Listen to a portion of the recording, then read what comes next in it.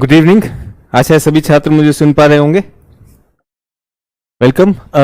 आज हम वायुमंडल पे अपने लेक्चर्स शुरू करेंगे और बहुत से लोग गुरु पूर्णिमा के लिए प्रणाम कह रहे हैं, तो आप सबके साथ मेरी शुभकामनाएं और आशीर्वाद कि आप अपने लक्ष्य तक खूब खुशी से, खूब एम्पावर्ड होकर पहुंचे और जल्दी से जल्दी अपना जो भी लक्ष्य आपने रखा है, यूपीएससी के लिए जो भी रैंक आपने सोचा है वो आप पा सकें।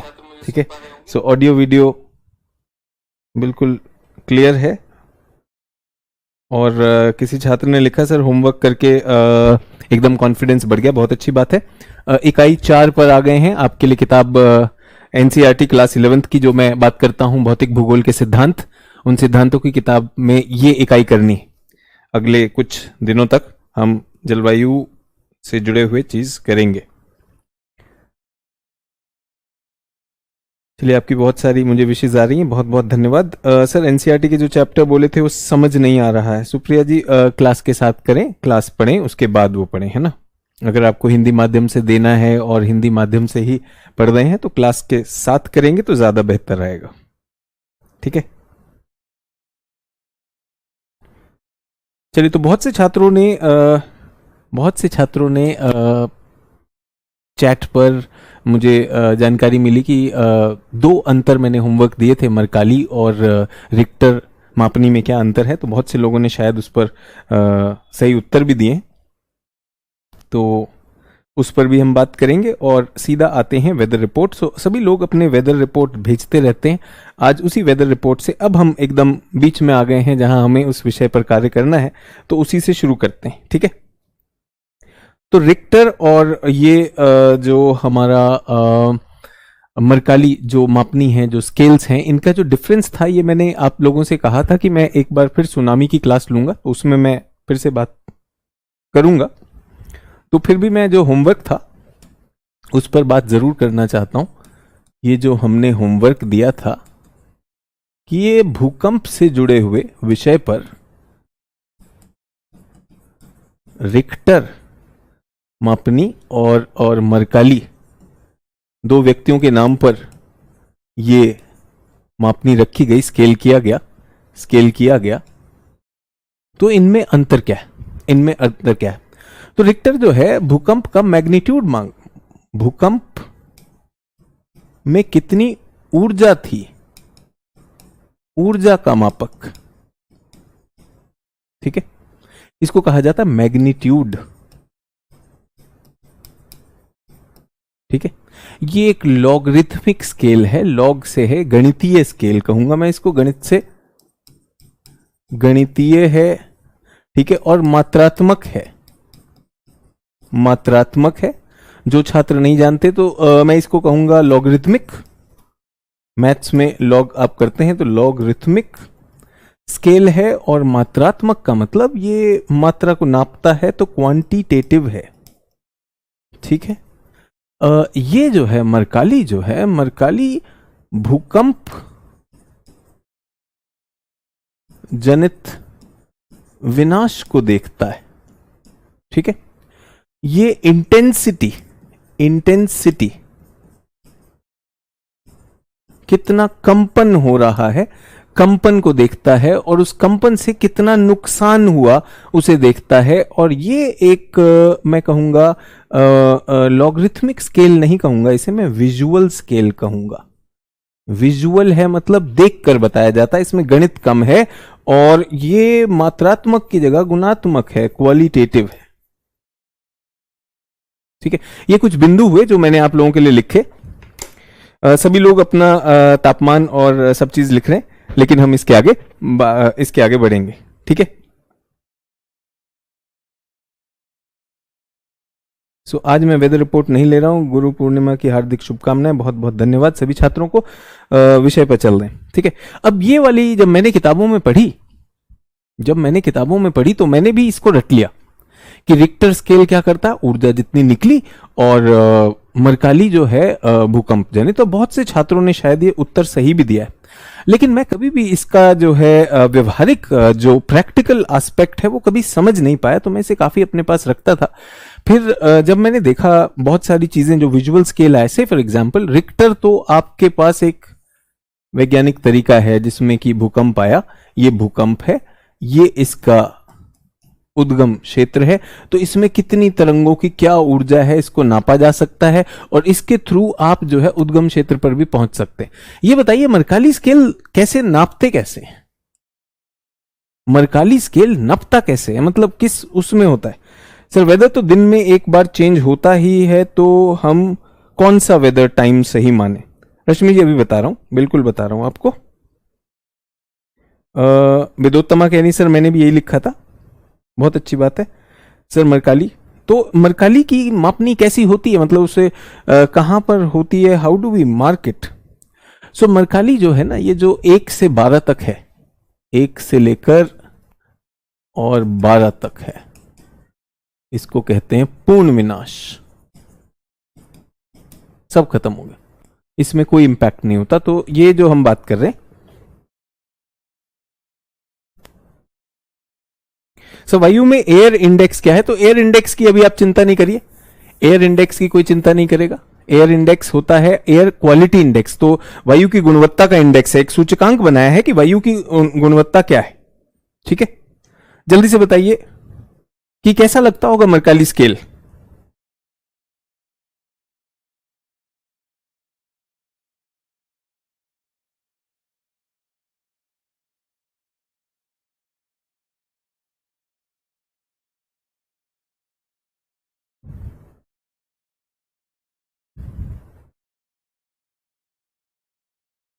चलिए मैं इसका एक उदाहरण देना चाहता हूं, व्यवहारिक उदाहरण।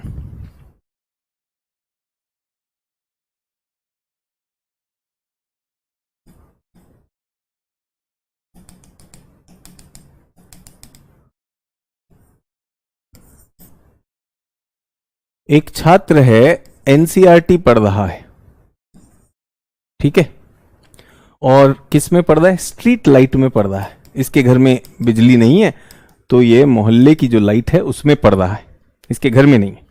ठीक है सर, कभी देखे नहीं, मैं बिल्कुल बताना चाहता हूं आपको, बहुत अच्छे से क्लियर होगा। अब ये जो पढ़ रहा है अपनी एनसीईआरटी, तो एनसीईआरटी में एक छात्र है, वो पढ़ रहा है और वो जो है उसके घर में ऐसा लाइट नहीं है, तो वो मोहल्ले की जो लाइट है उसमें पड़ता है। लेकिन अभी उसे थोड़ा सा अंधकार ज्यादा लग रहा है, तो जल्दी बताइए क्या विकल्प है कि यहां पे रोशनी बढ़ जाए? रोशनी कम है, जल्दी से बताइए। रोशनी कम है, रोशनी कम है, जल्दी से बताइए कैसे रोशनी बढ़ाई जा सकती है कि ये बेहतर पढ़ सके? जल्दी से देखना चाहता हूं क्या विकल्प है मेरे पास।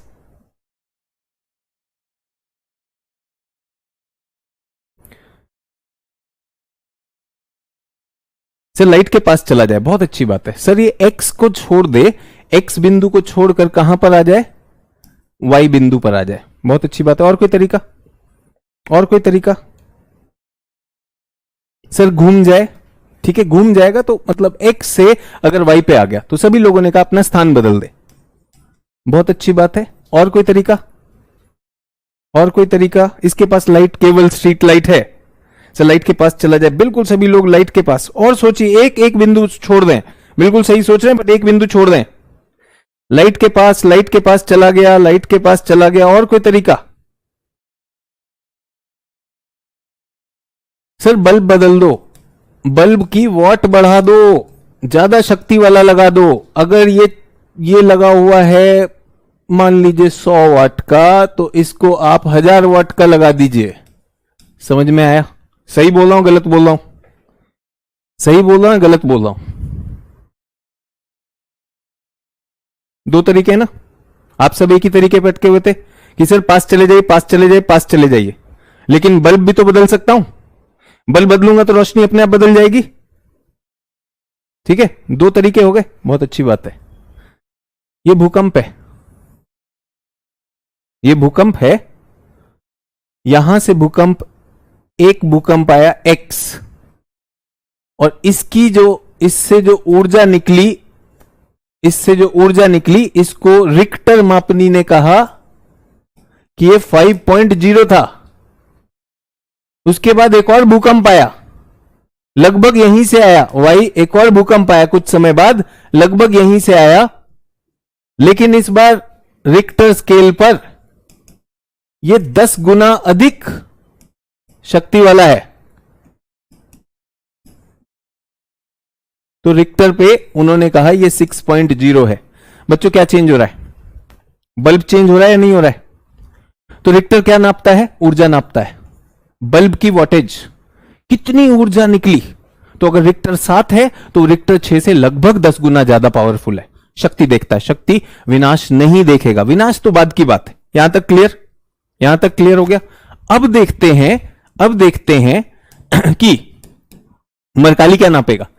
सो बच्चों यहां भूकंप आया, एक्स वाई जेड, कहां पे सबसे ज्यादा नुकसान होगा? जल्दी से बताइए, कहां पे सबसे ज्यादा नुकसान होने की संभावना है? अगर पूरे के पूरे एक्स वाई जेड में इमारतें खड़ी हैं तो कहां पे सबसे ज्यादा नुकसान होने की गुंजाइश है? जल्दी से बताइए। एक्स वाई जेड कहां पर? सर एक्स पे सबसे ज्यादा, एक्स पे सबसे ज्यादा, उसके बाद वाई पर। तो यहां से तरंगे जो है फैलना शुरू होंगी। इस तरह से फैलेंगी कि नहीं फैलेंगी बच्चों? पृथ्वी की सतह पर तो इस तरह से फैलेंगी ना ये तरंगे। सबसे ज्यादा नुकसान यहां पर होगा। क्यों? क्योंकि ये पास में, जैसे जैसे मैं दूर जाता हूं तो नुकसान कम हो जाएगा।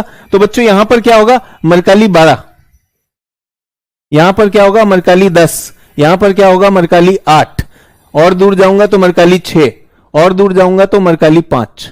समझ में आया बच्चों?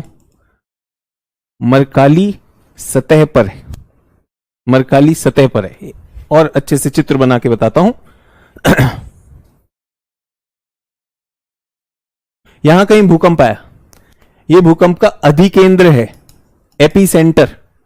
एपीसेंटर में सबसे ज्यादा विध्वंस कहां होगा? यहां पर होगा।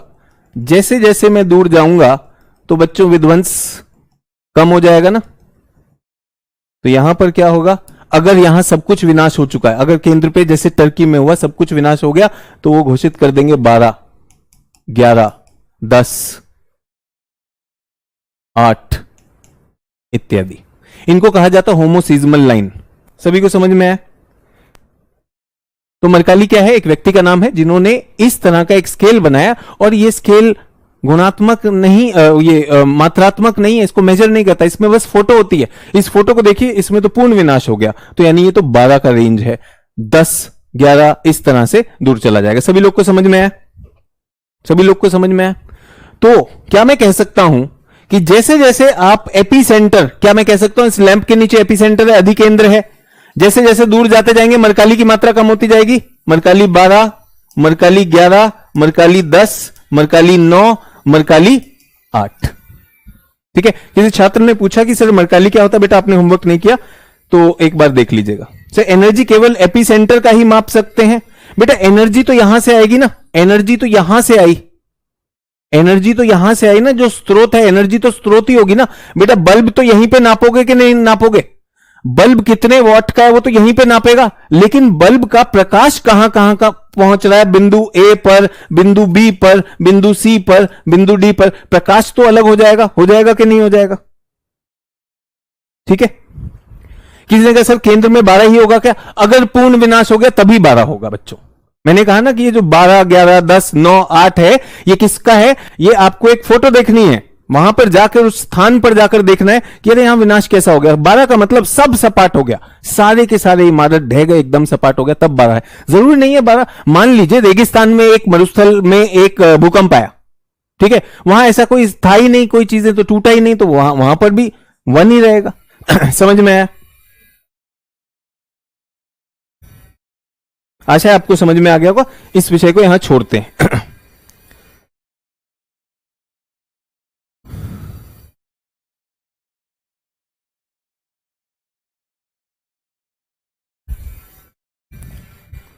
आज किस विषय पर है?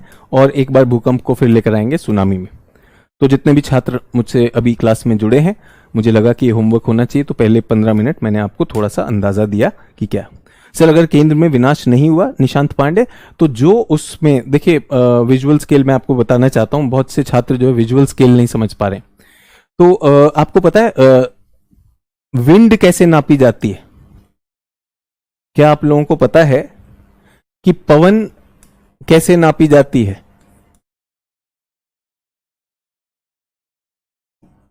सभी लोग लिखेंगे, इसका नाम है बोफोर्ट स्केल। बोफोर्ट स्केल। यदि आपको याद हो, उत्तर अमेरिका में कनाडा के ऊपर बोफोर्ट सागर था। बोफोर्ट मापनी।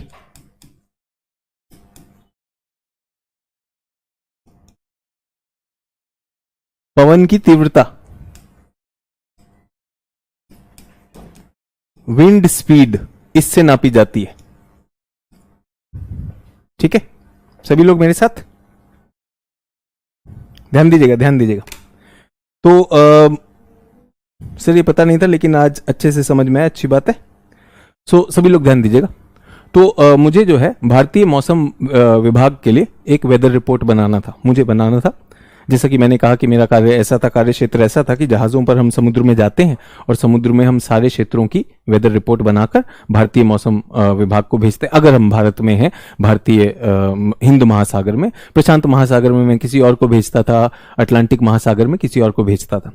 तो जब मैंने इंडिया मेट्रोलॉजिकल डिपार्टमेंट के लिए जब मैंने पहली बार अपनी वेदर रिपोर्ट बनाने की सोची, तो मेरे जो सीनियर थे, मैंने उनसे कहा वेदर रिपोर्ट कैसे बनानी। उन्होंने कहा ये फॉर्म होता है, इस तरह से इंडिया मेट्रोलॉजिकल डिपार्टमेंट का फॉर्मेट है, इसमें कोड है, डालते चले जाइए। तो उसमें आया विंड स्पीड, पानी का जहाज चल रहा है, हवा चल रही है। तो मैंने कहा विंड स्पीड का कोड कैसे आएगा, मुझे कैसे पता चलेगा विंड स्पीड कितनी है? ये तो बहुत तेज हवा है, दिशा भी बतानी है, हवा भी बतानी है। तो उन्होंने कहा आपको कुछ नहीं करना, आपको समुद्र देखना है। मैंने कहा समुद्र मैंने देख लिया, उसमें लहरें देखनी है। अगर लहरें बिल्कुल नहीं है, एकदम शीशे के समान लग रहा है समुद्र, तो उसे दिया जाएगा 0। अगर छोटी छोटी पहली प्राथमिक लहरें बन रही है, उसका कोड है 2। उसके बाद और बड़ा कोड ये, और तूफान का कोड है नंबर 6। मैंने कहा ये मुझे कैसे पता चलेगा? तो उन्होंने मुझे एक स्केल दिखाया, ये बोफोर्ट स्केल है। तो इसमें क्या रहता है, 0, 1, 2, 3, 4, 5, और यहां पर एक चित्र रहता है, फोटो रहती है, चित्र। इस चित्र को देखिए और समुद्र को देखिए, इस चित्र को देखिए, समुद्र को देखिए, मिलाइए, मिलान करिए। अच्छा, ऐसा प्रतीत होता है 3 है, तो कोड 3 हो जाएगा। इसको क्या कहा जाता है बच्चों?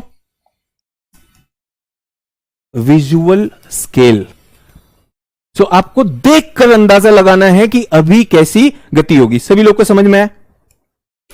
ठीक है, यहां तक समझ में आया। अब इसको बदल देते हैं, कहां पर जाते हैं? भूकंप वाले स्थान पर गए।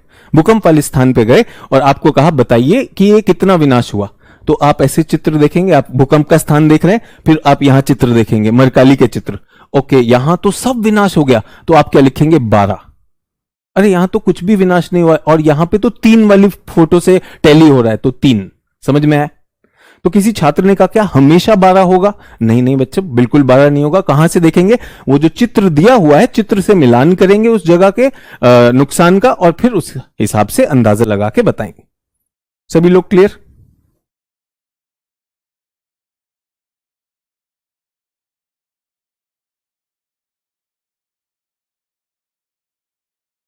चलो 10 मिनट का करंट मैप पढ़ाने वाले अब नहीं करते बेटा। बहुत सारे इशू ये हो गया है कि बहुत सारे छात्रों का निवेदन है कि सर 1 ही घंटे में खत्म करिए, तो जो करंट मैप वाला लेकर आए तो वहां एक चुनौती हो रही है। सभी लोग क्लियर हैं? विजुअल स्केल समझ में आया? तो विंड के लिए याद रखेंगे, ये कई बार पूछता है प्रीलिम्स में कि विंड किस से नापी जाती है? बोफोर्ट स्केल से। तो मैंने कभी ऐसा कोई यंत्र नहीं लिया जिससे मैं नापूंगा हवा की स्पीड क्या है, मुझे बस समुद्र में देखना होता था, समुद्र में आज इतनी लहरें, ये कोड है इसका। सभी को समझ में आया? सर ये तो अंदाजा हुआ। कुछ छात्र ये भी कह सकते हैं सर ये अंदाजा हुआ। हां बिल्कुल अंदाजा है। सर क्या ये व्यक्ति टू व्यक्ति चेंज हो सकता है? बिल्कुल हो सकता है। जब मैं बना रहा था तो मुझे वो लगा, हो सकता है किसी दूसरे को लग रहा हो। नहीं, ऐसा है, चित्र में संभावना है। मैं आपको यह भी बताना चाहता हूं, बादल का जब हम कोड देते हैं तो बादल के लिए भी एक एटलस है, इंटरनेशनल क्लाउड एटलस। सो आसमान में बादल किस प्रकार के हैं और कैसा आसमान लग रहा है, मुझे यूं देखकर उससे टैली करके करना पड़ता था और मैं कोड डालता था, तब जाकर वो भारतीय मौसम भवन के पास पहुंचता है। सर मरकाली भूकंप के बाद उपयोग में होता है क्या? उसका भूकंप रोकने में कोई उपाय उपयोग होगा? बच्चे सुनिए, एक विनाश को नापने का एक तरीका है। अब आपको किसी को बताना है कितना विध्वंसकारी भूकंप था, हमने भूकंप एक्स को वाई से तुलना करनी थी, तो हमने कोई एक स्केल बनाया, एक मापनी बनाई, भाई एक्स में इतना नुकसान हुआ, वाई में इतना हुआ। अब ये कहना कि मरकाली स्केल से विध्वंस को देखकर हम भूकंप रोधी कुछ कर सकते हैं, वो गलत हो जाएगा बच्चे, ठीक है? तब आप गलत सोच रहे हो। यहां तक क्लियर?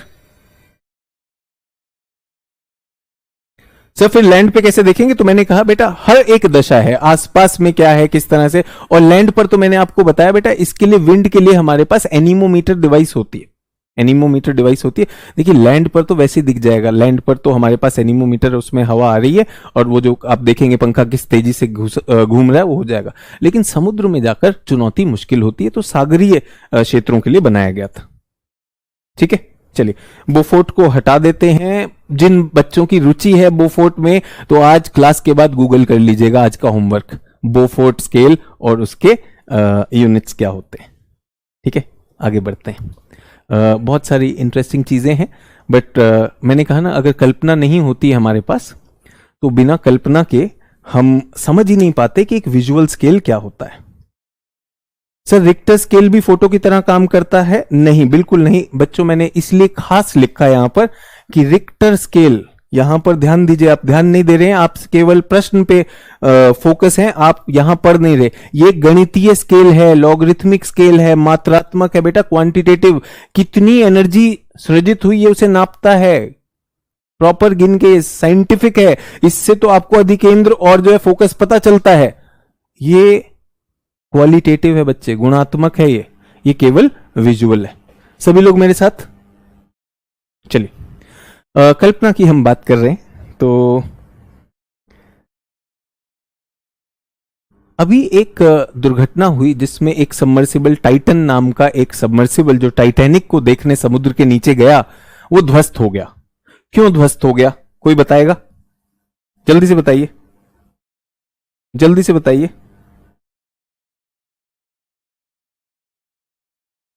बिल्कुल, निधि पाठक जी कह रही सुनामी पढ़ाएं। सुनामी बेटा अलग क्लास में होगा, अभी मैंने अनाउंस किया बच्चे, अगर आपने मिस कर दिया वो अनाउंसमेंट तो। सर क्लाउड एटलस बता दीजिए, हम भी अनुमान लगाया करेंगे। नरेश कुमार जी वो केवल उनके लिए बनी है, ऐसे आम लोगों के लिए नहीं बनी है, वो केवल वेदर फोरकास्टिंग के लिए बनी है। ठीक है, अच्छी मोटी किताब होती है जिसमें हम जब वेदर फोरकास्ट करते हैं भारतीय मौसम भवन के लिए, तब यूज होता है। सब बहुत ज्यादा प्रेशर था, अरे वाह बहुत सही, सभी लोगों ने बहुत सही उत्तर दिया कि वहां नीचे जो है बहुत ज्यादा प्रेशर था, इसलिए एक्सप्लोड, उसमें विस्फोट ना होकर वो क्या हो गया, इम्प्लोड, अंदर ही पिचक गया। बहुत अच्छी बात। इतना प्रेशर क्यों था ये बताइए, इतना प्रेशर क्यों था? इतना प्रेशर क्यों था बच्चों, कोई बता सकता है इतना प्रेशर क्यों था? सर पानी है, पानी का वजन है पूरा का पूरा उसके ऊपर, तो नीचे जो है प्रेशर था इसलिए हो गया। बहुत अच्छी बात है सर, पानी का वजन होता है। कोई कह रहा है ऑक्सीजन की कमी से मर गए, बेटा ऐसा ना करो, हो सकता है आप 8वीं या 9वीं क्लास में हो, आईएएस की तैयारी कर रहे हो, थोड़ा सा पढ़ो ना बच्चे करंट अफेयर्स। अगर आप ये भी नहीं सोच सकते कि नीचे जो ऑक्सीजन की कमी से मरा हो, है ना। अच्छा कुछ बच्चे तैराकी जानते होंगे, जो तैरते हैं, तो जब हम पानी के नीचे जाते हैं तो दबाव महसूस होता है कि नहीं? जिन बच्चों ने कभी तैराकी नहीं करी है उन्हें नहीं पता चलेगा, लेकिन पानी में अगर आप जाएंगे, पानी के नीचे जैसे थोड़ा सा जाने की कोशिश करेंगे, दबाव महसूस होगा। जितना गहरा जाएंगे, गोताखोर जितना गहरा जाते हैं, उनके पास कुछ ना कुछ प्रोटेक्शन होना चाहिए कि उनके ऊपर दबाव आएगा। सभी लोग क्लियर है? ठीक है, सब प्रेशर ज्यादा होने की वजह से हो गया।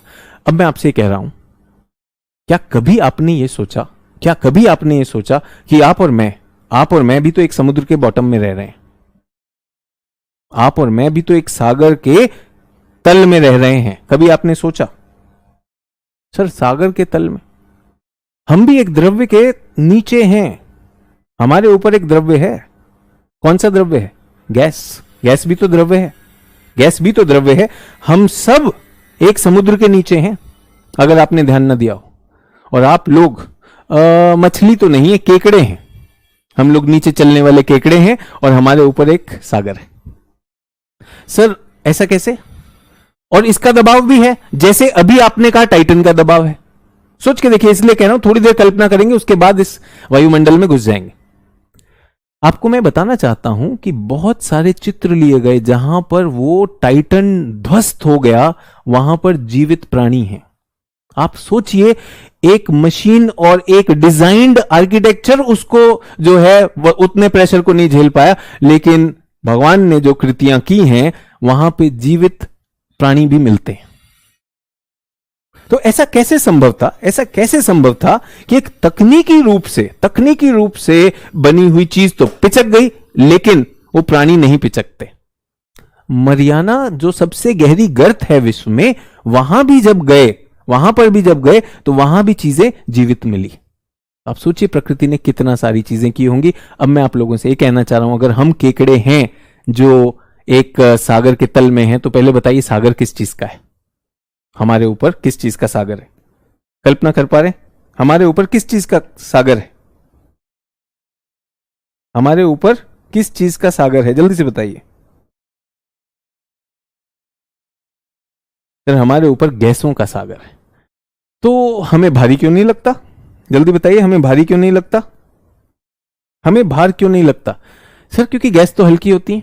मैं बताऊं, हमारे जो एटमॉस्फेयर का भार है, स्कॉर्पियो गाड़ी देखिए, स्कॉर्पियो गाड़ी जितना भार आपके सिर पर अभी है, वो अलग बात है आपने यूपीएससी का भार भी ले लिया अपने सिर पर। स्कॉर्पियो गाड़ी जितना भार आपके सिर पर है, लेकिन आप ठीक उसी मछली की तरह हो जिसे पता नहीं चलता कि मैं पानी में हूं और मरियाना गर्त में रह रही हूं। सर, गैस इतनी भारी हो सकती है, इतनी भारी हो सकती है। तो आप और मैं एकदम एक गाड़ी का वजन अपने ऊपर रखे हुए और हमें पता नहीं लग रहा है। कोई कारण बताएगा? कोई कारण बताएगा? कारण है हमारे अंदर का जो रक्तचाप है, ब्लड प्रेशर। हमारा हृदय उसी प्रेशर पर ब्लड को पंप करता है जितना बाहरी वायुमंडल का प्रेशर है। संतुलन होने के कारण आपको और मुझे पता नहीं चलता, लेकिन हम उसी मछली की तरह हैं या उसी सागरीय जीव की तरह हैं जो हो सकता है सागर के बहुत से स्तरों के नीचे हो, जिस पे बहुत सारा दाब हो, लेकिन उसे नहीं पता चलेगा। अगर आपको ये दाब कभी पता करना है तो मैं आपको बताना चाहता हूं कहां पर ये दाब पता चल जाएगा। ये दाब तब पता चलेगा जब असंतुलन होगा। उदाहरण दूं, एग्जाम्पल दूं। बहुत से लोग जब पर्वतारोहण करते हैं, माउंटेन पे जाते हैं, माउंट एवरेस्ट पे जाते हैं, ऊंचाई पर जाकर उनकी नाक से खून आने लगता है। कभी सुना आपने? नाक से खून आने लगता है। क्यों? जब हम ऊंचाई पे जाते हैं तो बाहर का जो सागर है उसका तो दाब कम हो गया, लेकिन अंदर कितना? अंदर उतना ही है जो नीचे था। तो कहां दाब ज्यादा है? हमारी नलियों में, जो रक्त नलियां हैं उनमें ज्यादा दाब है। और नाक की नलियां जो होती हैं वो बहुत पतली होती हैं और वो फट जाती हैं। समझ में आया सभी लोगों को? केवल कल्पना की बात कर रहा हूं, सोचिएगा इसको, ठीक है? तो जब इसमें असंतुलन आएगा वो होगा। तो आज हम बात कर रहे हैं वायुमंडल की। क्यों इतनी अजीब लगेगी आपको? मैं तो ये कह रहा हूं, लोग चलते हुए हवाई जहाज से कूद जाते हैं, स्काई डाइविंग कहते हैं। आसमान में सारे करतब करते हैं, उड़ते हैं इधर उधर, एकदम मछली की तरह से उड़ते हुए दिखाई देते हैं। कई तो स्केट्स लेकर चले जाते हैं और उस पर सर्फिंग तक करते हैं, क्योंकि वायु भी तो एक द्रव है। और मैं बता रहा हूं, अगर हम नीचे चलते हुए केकड़े हैं तो बताइए मछली कौन है? अगर हम वायुमंडल के तल में चलने वाले केकड़े हैं तो क्या वायुमंडल में कोई मछली है? कोई कल्पना करके बताएगा मछली कौन है? कोई बताएगा मछली कौन है? चिड़िया मछली है, पक्षी मछली है। पक्षी ऐसे तैरते रहते हैं। पक्षी ठीक वही कर रहे हैं जो एक मछली पानी में करती है। तो पक्षी आप देखेंगे वो पंख सिर्फ फैला के रखता है, वो इतना फड़फड़ाता भी नहीं, केवल फैलाए हुए पंख में वो बस इस तरह से ग्लाइड करता रहता है, क्योंकि एक द्रव है। और इसी प्रिंसिपल को हमने वायुयान में भी इस्तेमाल किया, जिसको हम कहते हैं फ्लूइड डायनेमिक्स और बर्नौली प्रिंसिपल। अब मैं उसके विज्ञान में नहीं जाना चाह रहा हूं। सभी लोग मेरे साथ? अच्छा सर, अगर ये है तो सागर में तो लहरें भी आती हैं कि नहीं बच्चों? सागर में लहरें आती हैं ना? आपने और मैंने सागर के बाहर से देखी है। अगर आप मछली होते और अंदर से लहरों को देखने को मिलता, तो मुझे बताइए हमारे वायुमंडल में भी क्या कोई लहर है? क्या हमारे वायुमंडल में कोई लहर है? जल्दी से बताइए। हमारे वायुमंडल में भी तो लहरें होंगी। कल्पना, केवल कल्पना करने को कह रहा हूं। कुछ छात्र कह रहे हैं तूफान, नहीं और भी आसान है बच्चों, लहर। कुछ कह रहे हैं हवा, नहीं बेटा लहर दिखती है, लहरों में झाग होती है, सब कुछ है, दिखती है। अभी तक मेरे पास सही उत्तर नहीं आया बच्चों। बादल, ये बादल लहरें हैं, ये बादल लहरें हैं। जिस तरह पानी की लहरें टूट कर उनमें झाग बन जाती है, यहां पे जलवाष्प जो है संघनित होकर बादल बन जाता है। इसीलिए दो बादल आपस में टकराते हैं, बादल आपस में टकराते भी हैं, उनमें से वर्षण भी होता है, बहुत सारी चीजें होती हैं। तो आशा है कोई भी छात्र मुझसे भी नाराज नहीं होगा कि मैंने पढ़ाने की जगह पहले आपसे कल्पनाशील होने को कहा, क्योंकि समस्या यह है कि वायुमंडल गैसों से बना है।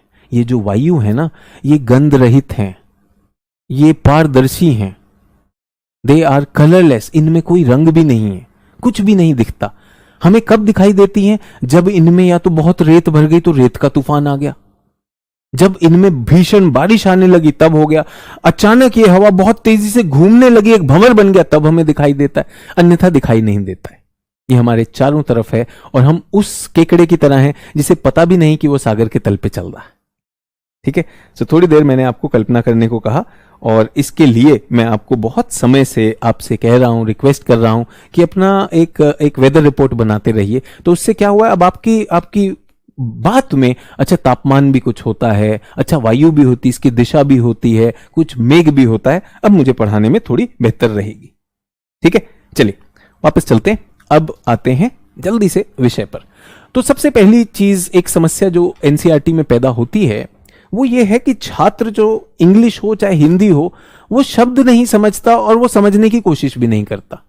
So if you do not know the vocabulary तो आगे बढ़ेंगे नहीं। तो वायुमंडल क्या है, मैं लिख दूं, वायुमंडल क्या है? गैसों का आवरण, एनवेलप ऑफ गैसेस, गैसों का आवरण, एक एनवेलप ऑफ गैसेस। ठीक है सर, क्या मछली को भी देखने में ऐसे समस्या होती होगी क्या? देखिए यार, एक बार एक मछली से पूछा गया कि कभी सागर देखा है क्या? मछली बोली नहीं, मैंने तो कभी नहीं देखा। तो मछली के लिए तो वो आवाज है ना बच्चों, मछली को सागर नहीं दिखता, वो तो बाहर से हमें दिखाई देता है तो सागर है, और मानचित्र पे दिखाया तो ये महासागर है। मछली के लिए तो आवाज है ना।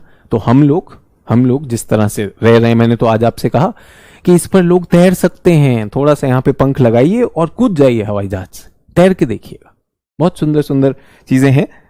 आज यूट्यूब पर देखिएगा, जितने भी एक्रोबैट्स होते हैं खूब सारे, इन पे पूरी ट्रेनिंग होती है भाई, पूरी ट्रेनिंग होती है। आपने तो यूट्यूब पर बस ये देख लिया कि आदमी कूदते हुए रो रहा है, चिल्ला रहा है, लेकिन बहुत जगह पे पर्वतीय क्षेत्रों पर खासकर जिस तरह से लोगों की गहराई में जाने की रुचि है, उसी तरह ऊंचाई पे जाकर छलांग लगाने की रुचि है। तो बहुत से लोग ये कार्य करते हैं।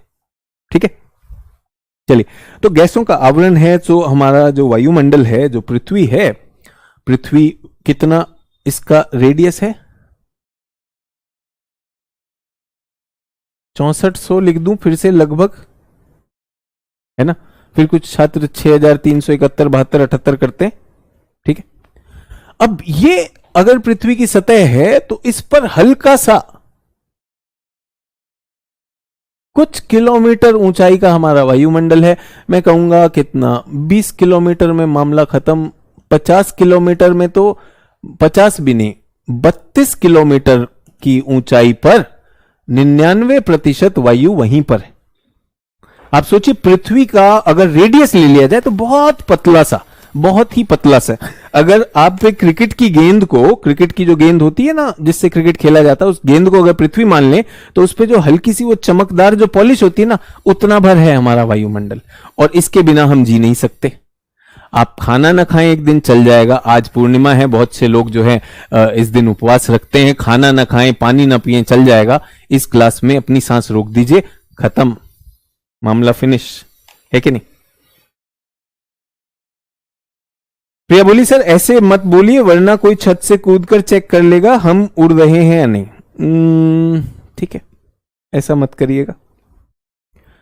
पालतू जानवर, एक जानवर मैं बताना चाहता हूं, बिल्ली। बिल्ली अक्सर पेड़ों से गिर जाया करती हैं, बिल्ली अक्सर पेड़ों से गिर जाया करती हैं। ऐसा भी हुआ है कि बिल्ली 5वीं 6ठी मंजिल से गिर गई है नीचे, लेकिन बिल्ली मरी नहीं। बिल्लियां अपने हाथ पैर को फैला लेती हैं, ठीक है। तो जितना आपका वजन है उससे ज्यादा अगर आप अपना एरिया फैला लोगे तो आप तैर सकते हो, ठीक है। अब आप इसमें ये कहो कि छत से कूद रहा हूं क्योंकि सर ने कहा है तैरने के लिए, तो अब देखिए मूर्खता की तो कोई सीमा नहीं है ना। तैरने का एक सिंपल प्रिंसिपल है, बर्नौली प्रिंसिपल। अपने वजन के हिसाब से आपको द्रव्य को डिस्प्लेस करना पड़ेगा। अगर अपने वजन के हिसाब का आपने हवा हटा दी तो आप तैर सकते हैं, जो कि एक वायुयान करता है। और पानी में अगर आपने अपने वजन के हिसाब का आयतन जो है पानी हटा दिया तो आप तैर सकते हैं। अब आप कहो सचिन सर ने कहा उड़ सकते हैं, तो मैं तो जो है छत से कूदा, शक्तिमान बन रहे हैं। वो मत कर देना, शक्तिमान बहुत लोगों ने किया। मुझे लग रहा है कि मैं एक शिक्षा दे रहा हूं, तो शिक्षा में लोग कल्पना करेंगे। कल्पना का मतलब फैंटेसी नहीं होता है, ठीक है। अब हम आते हैं इस पर कि ये गैसों का आवरण क्या कहलाता है। तो गैसों का आवरण बच्चों वायु कहलाता है, एयर। अब दिक्कत यह है कि एयर जो है गंधहीन है, पता भी नहीं चलेगा, स्मेल नहीं होगा जब तक कि कुछ उसमें मिला ना दिया जाए, ठीक है।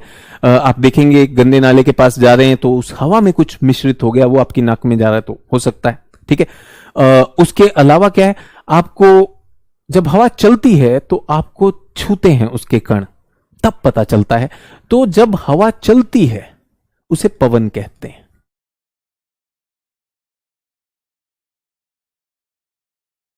चलती हुई हवा पवन कहलाती है।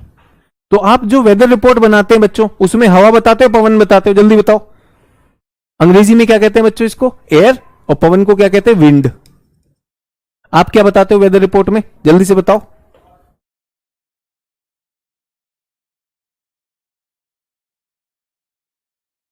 भावना जी कह रही मैं गिरी थी नीम के पेड़ से, मेरी तो हड्डी टूट गई। मैंने कहा ना भावना जी, बिल्ली के लिए अप्लाई होता है, बिल्ली की हड्डी भी लाइट वेट होती है। हम विंड देखते हैं, चलिए बहुत अच्छी बात है। अच्छा, जलवायु और मौसम, किसी ने एक प्रश्न पूछा कि सर ये मौसम तो, अभी एक छात्रा ने एक प्रश्न पूछा है कि सर मौसम तो पूरे दिन बदलता रहता है, तो ये वेदर रिपोर्ट होती कब की है। बिल्कुल सही बात है, बिल्कुल सही बात है। तो मौसम क्या है, मौसम क्या है और जलवायु क्या है। तो जलवायु बच्चों क्या है, जलवायु तो क्लाइमेट है, वर्सेस मौसम क्या है, वेदर, ठीक है। तो एक सरल सी चीज बताना चाहता हूं कि मैं स्वस्थ हूं या नहीं हूं, मैं डॉक्टर के पास गया, डॉक्टर कुछ चीजें नापता है, मेरे शरीर की स्थिति, मेरी शारीरिक स्थिति को नापने के लिए, जांचने के लिए डॉक्टर कुछ चीजें नापता है। जल्दी बताइए, मनुष्य की शारीरिक स्थिति के लिए यह होता है, जल्दी से बताइए क्या नापा जाता है। सर आपके शरीर का तापमान नापेगा, वो तापमान नापेगा, रक्तचाप भी नापता है, ब्लड प्रेशर भी नापता है या नहीं नापता है। कोविड के दौरान बहुत से लोगों ने ऑक्सीजन भी नापा, गुलित ऑक्सीजन कितना, ब्लड ऑक्सीजन लेवल करता है कि नहीं करता है, वो भी कर सकता है। अगर आपके सैंपल देखे तो आपके अंदर का शुगर भी देखता है, देखता है। सभी लोग क्लियर है सर, बीपी, टेम्परेचर, ठीक है, ये शारीरिक स्थिति। अब वायुमंडल की स्थिति नापनी है कि कैसा है वायुमंडल, तो इसके भी तो कुछ कारक होंगे, इसके भी तो कुछ कारक होंगे, तो वो क्या है, जल्दी बताइए, जल्दी बताइए क्या है। सर वही जो हम वेदर रिपोर्ट में कर रहे हैं, तापमान, आर्द्रता, टेम्परेचर, प्रेशर, और क्या है, दाब, दाब होगा ना, प्रेशर तो, आर्द्रता तो ह्यूमिडिटी हो गया, तापमान हो गया, आर्द्रता हो गया, दाब हो गया, और क्या होती, पवन होती है, फिर मेघ होते हैं, बादल होते हैं, यही करते हैं ना बच्चों। इनको क्या कहा जाएगा बच्चों, ये शरीर इन तत्वों से बना, तो ये इसके तत्व हो गए जिनको हम एनालिसिस करते हैं। वायुमंडल के तत्व क्या हैं, ये। सर ये आप हमें क्या बता रहे हैं, मैं बता रहा हूं कि किसी छात्रा ने पूछा कि सर ये वेदर रिपोर्ट क्या होती है, कब की होती है मौसम की रिपोर्ट, ये तो बदलती रहती है। तो किसी विशेष स्थान व समय की स्थिति उस समय की वेदर रिपोर्ट कहलाती है। क्या यह समय और स्थान के साथ बदल सकती है? ठीक है, क्या यह समय और स्थान के साथ बदल सकती है? बिल्कुल बदल सकती। क्या मेरे शरीर की स्थिति बदल सकती है बच्चों?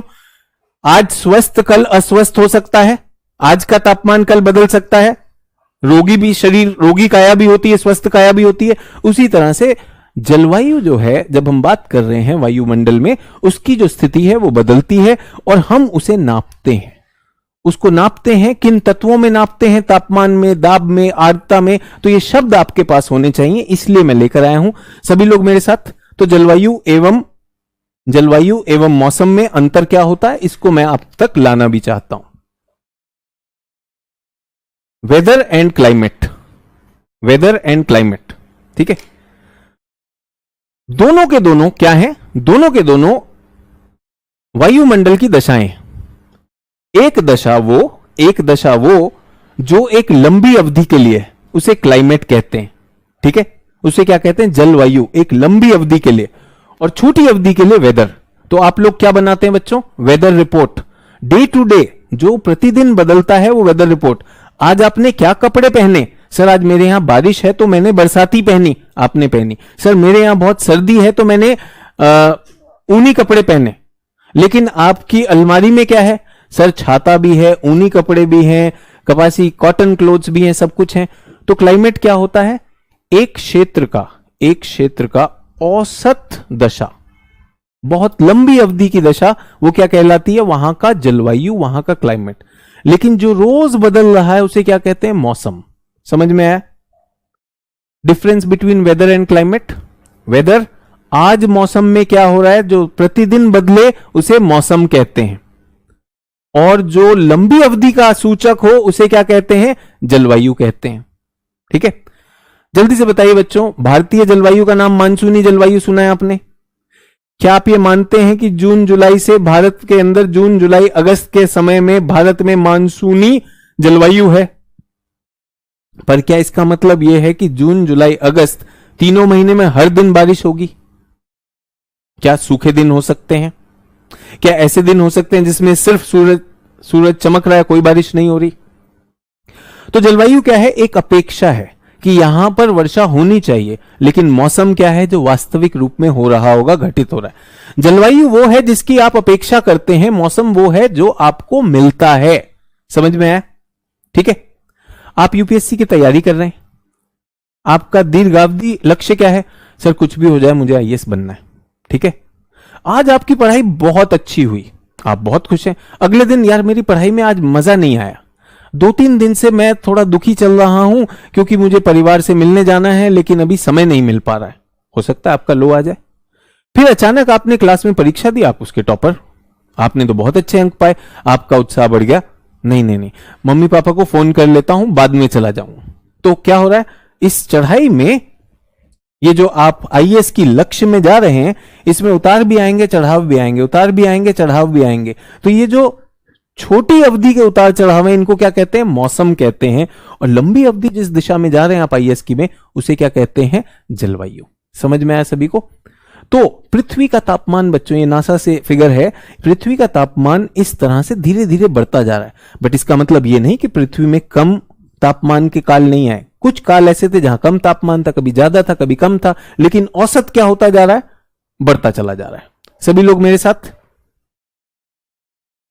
सर मेरे साथ भी ऐसा होता है, राधा जी कह रही हैं। राधा जी ये सबके साथ होता है, और खासकर जब लंबी दूरी की तय करना हो और ऐसी परीक्षा हो, यूपीएससी जैसी परीक्षा, तो इसमें इस तरह किसी का ग्राफ नहीं चलता, ये ऊपर नीचे आते रहेंगे। तो नीचे आना स्वाभाविक है, तो नीचे में संभाव होकर कि कोई बात नहीं, ऊपर आने वाला है। जो है जितना है, छोटे छोटे लक्ष्य अर्जित कर लीजिए, अपने शिक्षक से जो मदद मिलती है वो ले लीजिए।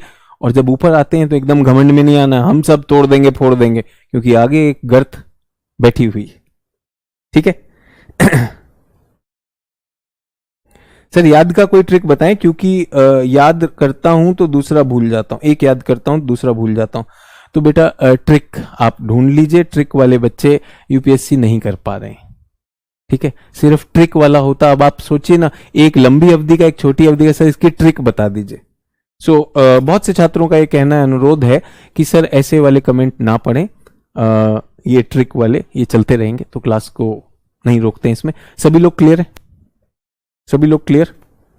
क्या समझ में आया हमें? क्या समझ में आया कि जलवायु क्या है, और जलवायु के बाद मौसम क्या है?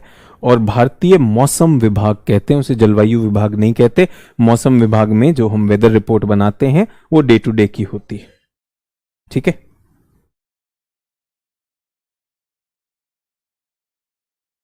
सभी को समझ में है? अभी कोई यहां पर पीछे पड़ा हुआ है, वो पूछ रहा है सर हमको राइट वेदर कब पता चलेगा? हमको राइट वेदर कब पता चलेगा? मजाक करना बंद करेंगे सभी लोग, ऐसे सवाल करना बंद करें, थोड़ा अपने जीवन में जाएं। आपको वेदर रिपोर्ट आती है? मुझे याद है दूरदर्शन काल से ऐसी वेदर रिपोर्ट होती थी। प्रातः 5 बजे प्राप्त आंकड़ों के अनुसार दिल्ली का अधिकतम तापमान इतना, दिल्ली का न्यूनतम तापमान इतना।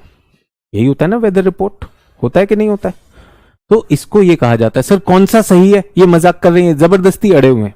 ठीक है, उसके बाद क्या है, भारतीय मौसम विभाग के पास एक सेवा है, भारतीय मौसम विभाग के पास एक सेवा है जिसको कहा जाता है नाउकास्ट। आप इंडिया मेट्रोलॉजिकल डिपार्टमेंट की वेबसाइट पे जाएंगे, फोरकास्ट की जगह नाउकास्ट, वो अभी इस समय क्या दशा है वो भी बता देता है, एक एक घंटे के अंतराल पर। तो ये क्यों जबरदस्ती करें? आप एक बात बताइए, मेरे शरीर की दशा सुबह क्या थी, अभी क्या है, और शाम को क्या होगी? सर ये बताइए आपकी वाली दशा कौन से वाले समय में सही थी? भाई सुबह जब मैं रोगी था तब भी सही था, अगर मैं अभी रोगी हूं तो भी सही हूं, शाम को ठीक हो जाऊंगा तो भी सही हूं। ठीक है, तो इस तरह की बचकाना हरकतें ना करें। आपको बताया एक विशेष समय और काल के लिए दी जाती है, समय और स्थान के लिए विशेष स्थान और समय को सूचित करती हुई रिपोर्ट उस समय की मौसम की दशा होती है। ठीक है, और जो आपको दिया जाता है अधिकतम और न्यूनतम तापमान, अधिकतम और न्यूनतम तापमान, उसका समय भी बताया था आपको। फिर जब आपको वर्षा दी जाती है तो वो भी दी जाती है कि इस पूरे दिन में औसत वर्षा कितनी निकली। तो ऐसा ना करें। ठीक है, चलिए अगली परिभाषा पर आते हैं। आज पहले दिन परिभाषाओं पर जोर रहेगा। उसके बाद आगे वायुमंडल का संगठन। ये वायुमंडल किस चीज से बना है? ठीक है, संगठन उत्पत्ति, आज मुझे उस पर बात करनी है, तो मैं उस पर आप लोगों को थोड़ा सा सूचित करना चाहता हूं। तो एक तो हमने बात की जलवायु यानी कि क्लाइमेट। ये क्या होता है? लंबी अवधि का होता है। ठीक है, और वेदर क्या है? वेदर को कहते हैं मौसम। ठीक है, मौसम क्या होता है? ये लघु अवधि। इसको डे टू डे कह सकते हैं, hour to hour, day to day, hour to hour, minute to minute. भाई आप बताइए, चक्रवात जब आ रहा था तो चक्रवात का हर घंटे का बता रहे थे कि नहीं बता रहे थे वहां के लोगों को? तो वो बिल्कुल उस तरह से आएगा, बिल्कुल उस तरह से आएगा जानकारी, जिससे कि मान लीजिए डिजास्टर मैनेजमेंट होना है तो उस पर निर्णय लिए जा सके। तो इन दोनों में कौन सा ज्यादा वैज्ञानिक होगा? जल्दी बताइए, किसमें ज्यादा वैज्ञानिकों की जरूरत होगी? मौसम के आकलन के लिए तो दीर्घावधि है। भाई मुझे एक बात बताइए बच्चों, राजस्थान कौन सी जलवायु है? राजस्थान कौन सी जलवायु है? सर राजस्थान इतने वर्षों से हमें पता है गर्म, या गर्म शब्द हटाकर मैं कह सकता हूं उष्ण, और क्या है? शुष्क। सही लिखा है मैंने, उष्ण और शुष्क। उष्ण का मतलब गर्म है, ठीक है, उष्ण का मतलब गर्म है, और शुष्क का मतलब सूखा है। क्या राजस्थान में चक्रवात की वजह से वर्षा का दिन था? भारी वर्षा भी हुई, और क्या तापमान भी नीचे आए या नहीं आए? तो ये क्या है? शुष्क क्षेत्रों में मौसम बदल सकता है। ये कौन बताएगा? मौसम विभाग। यहां पर वैज्ञानिक बैठा है। यहां पर कौन बैठा है? यहां भूगोल का शिक्षक बैठा हुआ है। ये इतना वैज्ञानिक नहीं है। इसको पता है कौन सा क्षेत्र, क्या आपको पता है उष्णकटिबंधीय पेटी कौन सी है हमारी? Do you know the tropical belt? Do you know the विषुवतीय बेल्ट और इक्वेटोरियल बेल्ट? आपको पता है? पता है कि नहीं पता है? ठीक है, तो ये अंतर है इसमें। ये कैसा है देखने में, कैसा लगता है सर? चित्र से लगता है ये आर्द्र होगा, लेकिन क्या यहां पे एक दिन ऐसा हो सकता है केवल सूरज आएगा, कोई वर्षा नहीं होगी? बिल्कुल संभव है। ये चित्र देखते कि सर ये तो सूखा हुआ क्षेत्र है, बट क्या यहां पे बाढ़ आ सकती है? क्या आपने देखा पिछले वर्ष यूएई और पश्चिम एशिया के कई मरुस्थलों में बाढ़ आई कि नहीं? संभावना है कि नहीं? सो उसे क्या कहा जाएगा? मौसम कहा जाएगा। तो जलवायु क्या है? जलवायु मौसम की स्थितियों का एक समूह है। सभी सांख्यिकी मौसमों की जानकारियों का योग किया जाए और उस एक स्थान पे वर्णन करने में मदद कर दी जाए तो वो औसत कहलाता है। सभी लोग क्लियर? सर जो सेकंड में बादल है वो वहां का वेदर है। बिल्कुल, बादल बेटा, हर बादल बारिश नहीं करता है ना, बादल तो बादल है। ठीक है, मैंने कहा समुद्र में जैसे आप मछली देखती है तो ऐसे आप देख रहे हैं ऊपर आसमान में चीजें हैं। सभी लोग क्लियर? चलिए आगे बढ़ते हैं। अब आते हैं वायुमंडल की उत्पत्ति और विकास। तो ये वायुमंडल हो गया, सब पृथ्वी सतह को छोड़कर सब जैसे ऊपर जाएंगे वो वायुमंडल है। हाँ जी, गैसों का जो आवरण है, जब तक गैसें हैं तब तक है। ठीक है,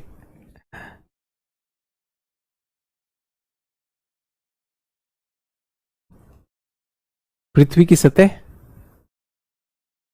पृथ्वी की सतह के ऊपर ये क्या है बच्चों? स्थल मंडल है। स्थल मंडल के ऊपर क्या है? गैस है। ये गैसीय आवरण क्या कहलाता है? वायुमंडल। ठीक है, और इसके बाहर क्या है?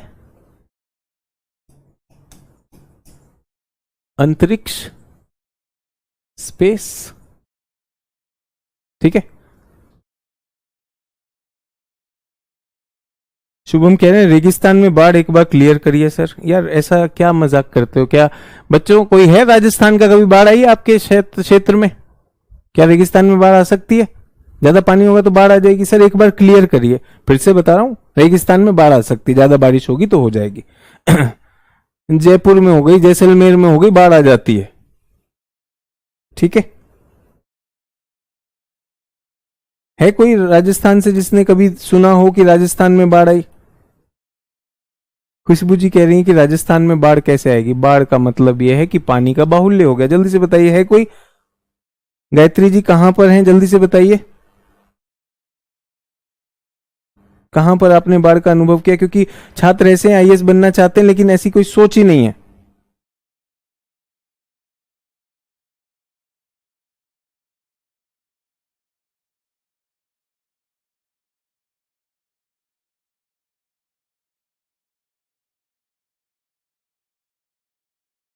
सर जयपुर में बारिश हुई है, जयपुर में बाढ़ आई है। हाँ सर, मैं राजस्थान से हूं। सर जोधपुर में आई थी सर। तो आपकी सूचना के लिए, हम हैं तो भारत में रहने वाले, हमें यह भी नहीं पता कि भारत में भी बाढ़ आती है और मरुस्थल में भी बाढ़ आ सकती है। बाढ़ होती क्या? एक कह रहा है बिहार में, बिहार की बात नहीं हो रही बेटा, बात हो रही है मरुस्थल में। बीकानेर में बाढ़ आई, कैसे आई? अब ये आपकी कल्पना, आज तो पहला दिन है, कल्पना तो करिए, सोचिए। आप आईएएस बनना चाहते हैं और आपके दिमाग में मरुस्थल में तो बाढ़ आ ही नहीं सकती। ठीक है,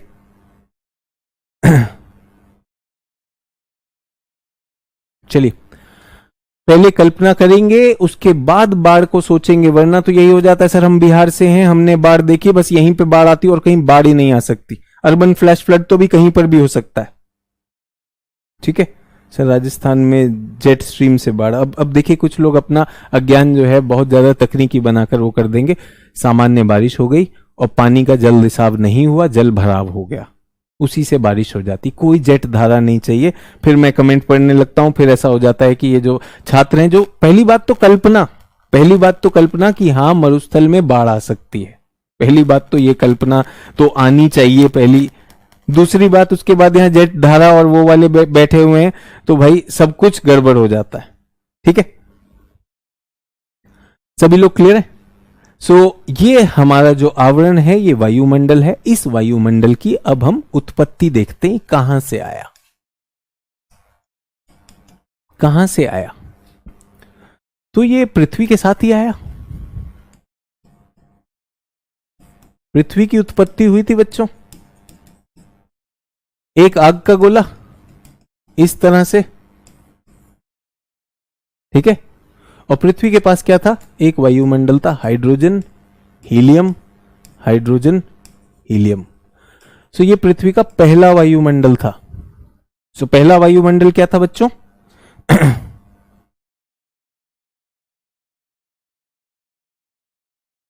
पहला क्या था? पृथ्वी के आवरण में जब पृथ्वी बनी तो प्रमुख गैस क्या थी? हाइड्रोजन और हीलियम। ये गैसें बहुत हल्की होती हैं। पहली चीज, ये गैसें बहुत हल्की होती हैं। दूसरी चीज, उस समय गैसें बहुत गर्म थी। हल्की और गर्म होने के कारण इनके पास इतनी ऊष्मा थी कि ये पृथ्वी के गुरुत्वाकर्षण बल से भी ज्यादा तेजी से पृथ्वी को छोड़ सके। तो ये क्या हो गया? ये हमारा खो गया, ये लॉस्ट। पृथ्वी इन गैसों को पकड़ नहीं पाई और ये की सारी गैसें बाहर अंतरिक्ष में चली गई। समझ में आया? तो ये हमारा पहला वायुमंडल था। दूसरा वायुमंडल, जब पृथ्वी ठोस हुई, जब ठोस हुई तो पृथ्वी पर से ज्वालामुखियों का उद्गार हुआ। इस प्रक्रिया को क्या कहते हैं बच्चों? जल्दी से बताइए। ज्वालामुखियों का उद्गार हुआ था कि नहीं हुआ था? पूरी पृथ्वी पर ज्वालामुखी का उद्गार हुआ, जिसमें क्या निकली? मीथेन, अमोनिया, कार्बन के ऑक्साइड और सबसे ज्यादा निकला जलवाष्प। आशा है आप इसकी जॉटिंग भी कर रहे होंगे। क्या मैं आपको ये पहले बता चुका हूं? ये हमारा दूसरा वायुमंडल है, सेकंड।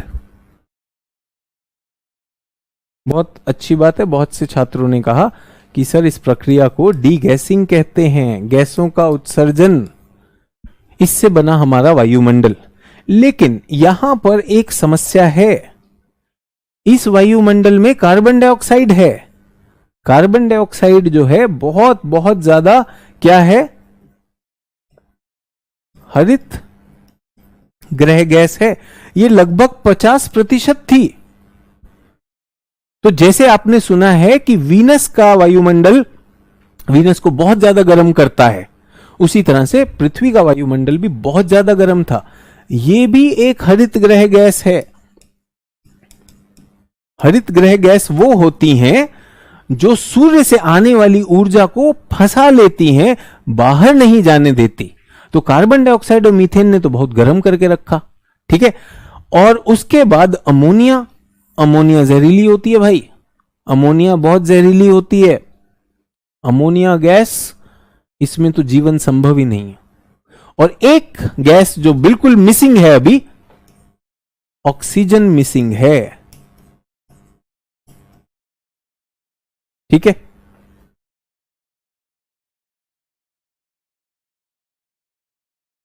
दीप्ति कह रही है सर बाढ़ तो कहीं भी आ सकती। बहुत अच्छी बात है दीप्ति, बिल्कुल सही कहा आपने। बाढ़ जहां पर पानी की मात्रा अधिक हो जाए, उसकी क्षमता से ज्यादा, तो बाढ़ आ जाएगी। बिल्कुल सही कहा। बाढ़ तो अगर आपके घर में बाथरूम में पानी चलता रह गया और उसकी नाली बंद हो गई उस क्षेत्र की, तो आपके घर में बाढ़ तो वो पानी की टंकी ले आएगी, ठीक है। सभी लोग क्लियर?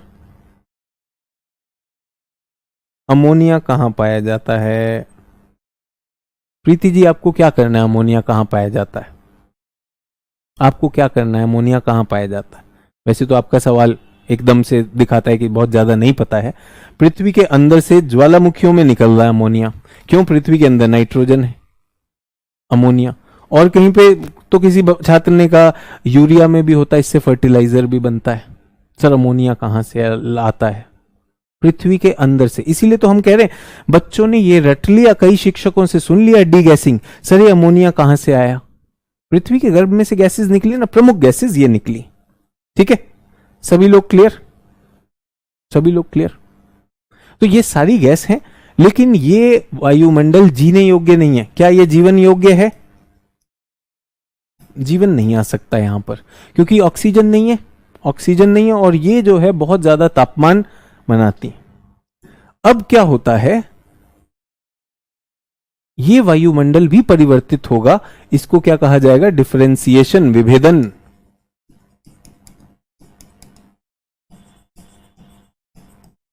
और उसमें आज का या आधुनिक वायुमंडल बना, जिसमें क्या सबसे ज्यादा, जल्दी बताइए बच्चों। ये जो अमोनिया था ना, अमोनिया टूट गया, अमोनिया टूट गया और उससे क्या निकला, नाइट्रोजन निकला नाइट्रोजन। उसके बाद फ्री ऑक्सीजन जो पहले नहीं था, वो ऑक्सीजन भी आ गया।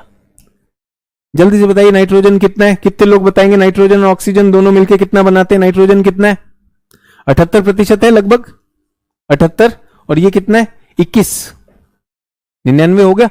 और क्या है हमारे पास, आर्गन है 0.9, 99.9 मामला तो खत्म, 99.9 तो 3 में ही खत्म हो गया ना। तो आज कौन सी गैस है, ना हाइड्रोजन ना हीलियम, ये तो चली गई। दूसरा क्या था, ये इस तरह से बनी थी ज्वालामुखी के उद्गार में, डीगैसिंग में, बट समय के साथ इसका क्या हो गया, विभेदन हो गया, इसमें बदलाव आए, रूपांतरण हो गया, बहुत सारी प्रक्रियाएं हुई, जिसके कारण पृथ्वी पर ऑक्सीजन भी आया, और जितने भी ये थे, कार्बन डाइऑक्साइड कहां चला गया, सिर्फ 50% कार्बन डाइऑक्साइड वो कहां गया, सागरों में घुल गया, सागर में घुल गया।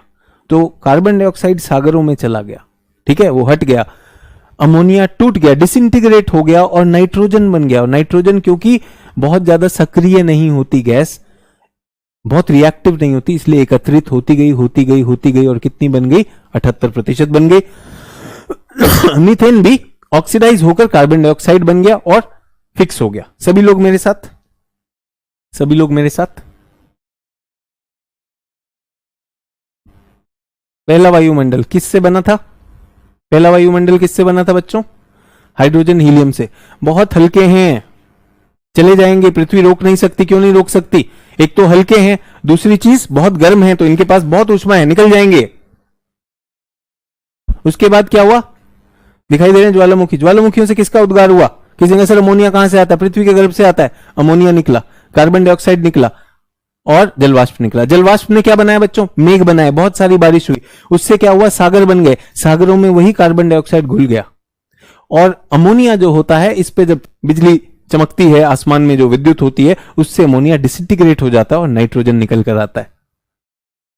ठीक है, क्या बन गया, ammonia, hydrogen, carbon monoxide, methane, nitrogen, ये था। ठीक है, उसके बाद पृथ्वी पर जीवन आया। जब जीवन आया तो जीवन अपने साथ क्या लेकर आया, ये वाला गोला जो इस चित्र में नहीं है, कौन सा गोला आया, ऑक्सीजन। तो एक प्रश्न मैंने आप लोगों से करवाया था कि पृथ्वी का वायुमंडल किन चीजों से बदलता है, तो उसमें आया कि जीवन आने से भी पृथ्वी का वायुमंडल बदला। क्या आपने देखा जीवन आने से कौन सी चीज आई, जब लाइफ आ गई तो ऑक्सीजन आया। ऑक्सीजन, उससे पहले क्या था, अनऑक्सिक, एनएरोबिक था पृथ्वी का वायुमंडल, बाद में ऑक्सीजन आया और धीरे धीरे ऑक्सीजन बढ़ते बढ़ते अब 21% हो गया। सभी लोग मेरे साथ, बहुत अच्छी बात है, आर्गन तक आपको याद है, क्लियर है।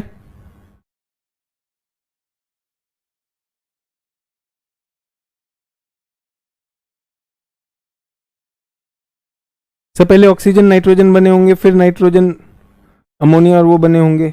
हाँ जी बिल्कुल है, बिल्कुल बने होंगे। तो एक बात बताइए, एक बात बताइए सभी लोग,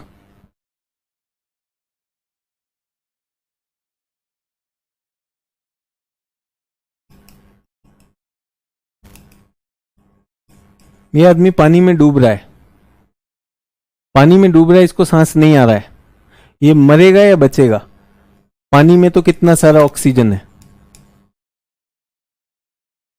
पानी में तो कितना सारा ऑक्सीजन है, मरेगा या बचेगा,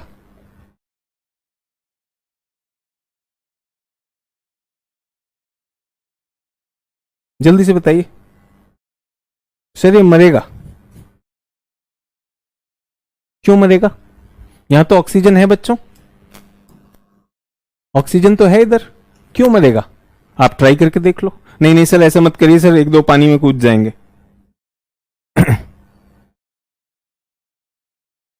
ये फ्री ऑक्सीजन नहीं है, आप और मैं जो सांस ले रहे हैं वो क्या ले रहे हैं, O2।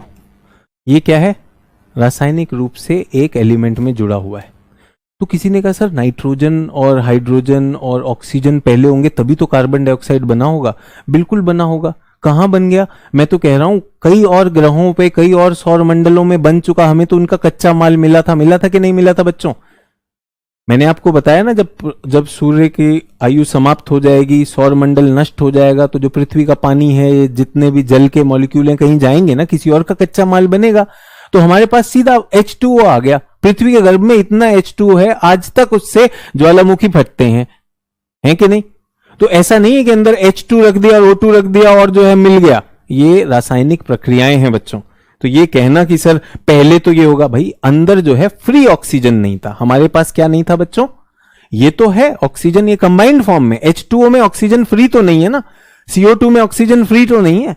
तो इस तरह से पृथ्वी के गर्भ में CO2 ही निकला, H2O ही निकला। लेकिन अगर ये टूटकर अलग होगा तब जाके ऑक्सीजन बनेगा, तब अलग बात। सभी लोग को समझ में आया? सर प्राइमरी शेल की विशेषता नहीं बताया, पता भी नहीं, हमको समझ में नहीं आ रहा प्राइमरी शेल क्या लिख रहे हैं ये और क्यों लिख रहे हैं। तो क्या है sir, this is not free oxygen. बिल्कुल सही कह रहे हैं सभी लोग। आशा है कि अब कार्बन डाइऑक्साइड को ऐसा ना सोचना शुरू करें कि भाई चाकू वाकू लाओ, इसका कार्बन हटाओ, साफ करो, झाड़ झूड़ के ऑक्सीजन छोड़ दो, है ना। ऐसे कार्बन डाइऑक्साइड पकड़ा, काट इसका कार्बन, हाँ हट गया ऑक्सीजन। वाटर वेपर का H2O पकड़े, इसका H2 हटा, हटा हो गया, एक कपड़ा लगा, हाँ अब हो गया। ऐसे तो नहीं होता ना।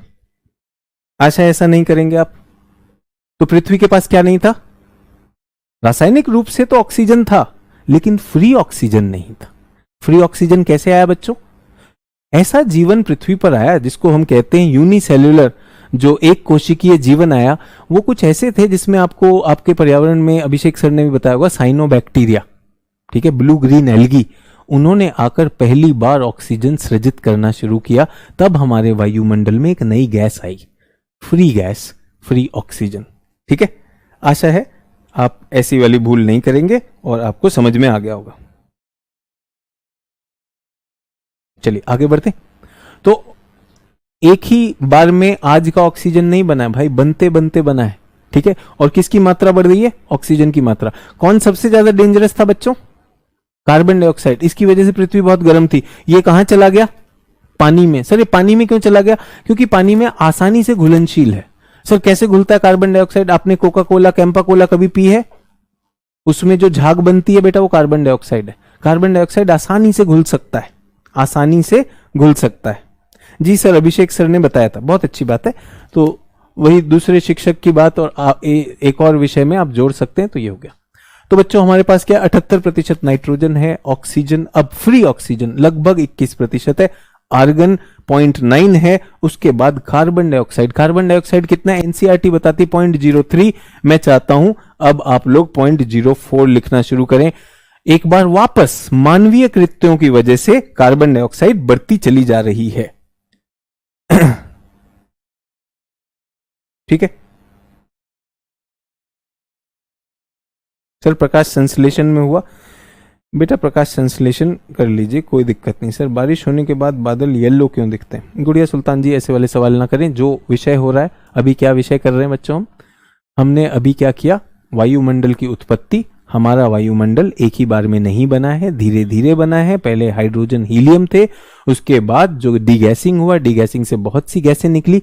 वो गैसेस थी जो आज नहीं है, लेकिन वो गैसेस निकली थी। और आज की गैसें उन्हीं गैसों के बदलने से, रूपांतरित होने से, डिफरेंशिएट होने से आज के स्तर पर पहुंची। ठीक है, यहां तक क्लियर? चलिए अब मैं आपको एक और बात बताना चाहता हूं कि हमारे जो वायुमंडल के जो घटक हैं, वायुमंडल के जो घटक हैं,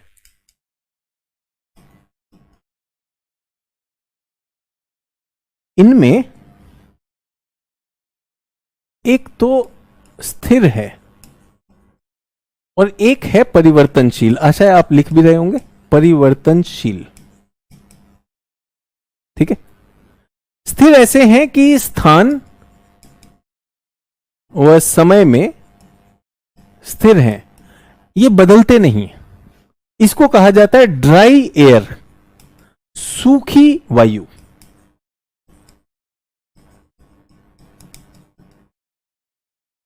सूखी वायु संरचना, इसमें आता है नाइट्रोजन 78%।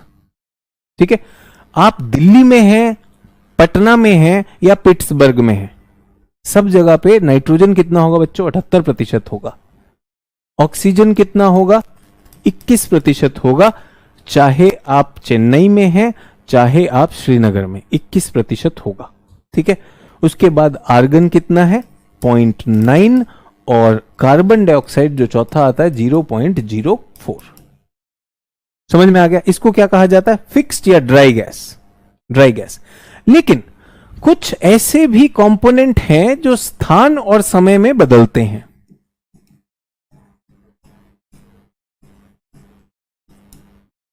ये कौन है? इनमें दो कंपोनेंट है। पहला है जल वाष्प। उदाहरण दूं, चेन्नई वर्सेस चंडीगढ़। जल्दी से बताइए जल वाष्प कहां पर ज्यादा होगा, चेन्नई में या चंडीगढ़ में?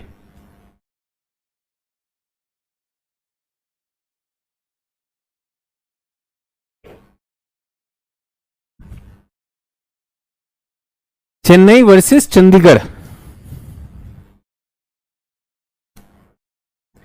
से क्या ये गैस फिर से कम हो सकती है? पुष्पेंद्र सिंह जी, बेटा पूरे के पूरे जलवायु जो है परिवर्तनशील है। जैसे मार्स में पहले जलवाष्प हुआ करता था, चला गया, तो संभव है, लेकिन आपके मेरे जीवन में संभव नहीं है बेटा, करोड़ों वर्ष लगेंगे। तो चेन्नई में ज्यादा होगा, तटों पर या सागरीय क्षेत्रों में अधिक होगा, और शुष्क क्षेत्र में अगर मैं कहूं बीकानेर में कम होगा, सामान्यतः कम होगा। तो जलवाष्प जो है बच्चों, ये 4.4% से 0.4% तक ये बदल सकता है, जगह जगह पर बदलता है। पर हमारे वायुमंडल का एक अभिन्न अंग है ना जलवाष्प, तो इसलिए जब हमने वायुमंडल के घटक देखे, गैसें देखी, तो कुछ ऐसी हैं जो स्थिर, हमेशा उनका जो है स्थिर ही रहेगा, उनका कंसेंट्रेशन जो है, लेकिन ये अनुपात में बदल सकती हैं। तो स्थिर अनुपात वाली ये हो गई, और बदलते अनुपात वाली नंबर एक ये, दूसरा है धूलकण। धूलकण, जल्दी से बताइए किस मौसम में धूलकण अधिक होंगे? शुष्क गर्मी या आर्द्र मानसूनी मौसम? कहां पर अधिक होंगे और कहां पर कम होंगे, जल्दी बताइए। सर गर्मी शुष्क क्षेत्रों में ये धूल के कण ज्यादा होंगे, मरुस्थल में ज्यादा होंगे, लेकिन सर उसी क्षेत्र में अगर वर्षा होगी तो ये कम हो जाएंगे कि नहीं हो जाएंगे? तो इनकी मात्रा भी बदल सकती है कि नहीं बदल सकती?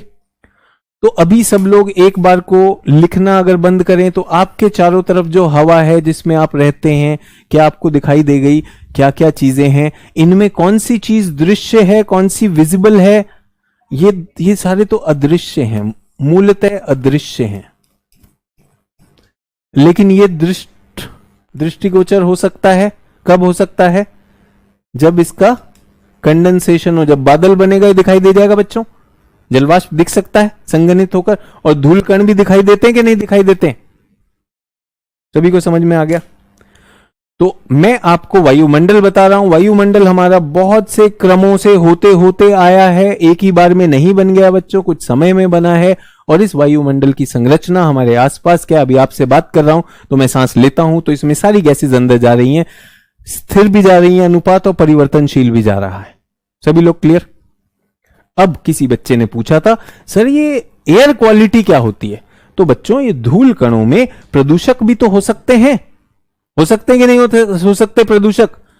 मान लीजिए वाहन से, गाड़ी से सल्फर डाइऑक्साइड निकल रहा है, नाइट्रोजन डाइऑक्साइड निकल रहा है, वो सब प्रदूषक है ना, और वो हमारे स्वास्थ्य के लिए हानिकारक है। तो उनकी मात्रा अगर कोई नाप कर कहे कि आपकी हवा ऐसी गुणवत्ता वाली है, तो उसको क्या कहा जाता है? वायु गुणवत्ता सूचकांक, एयर क्वालिटी इंडेक्स। सभी लोग को समझ में आया? ठीक है। अच्छा ये बताइए, क्या हमारे वायुमंडल में केवल यही गैसें हैं और कोई नहीं है? ये क्या है बच्चों? यहां पर हम एक चीज लिखेंगे, प्रमुख घटक। और भी गैसें हैं, उनकी मात्रा कम है। जैसे मैं कहूं ओजोन, ओजोन सुनिए आपने भाई, ये तो टॉप हो गए ना, 1 2 3 4।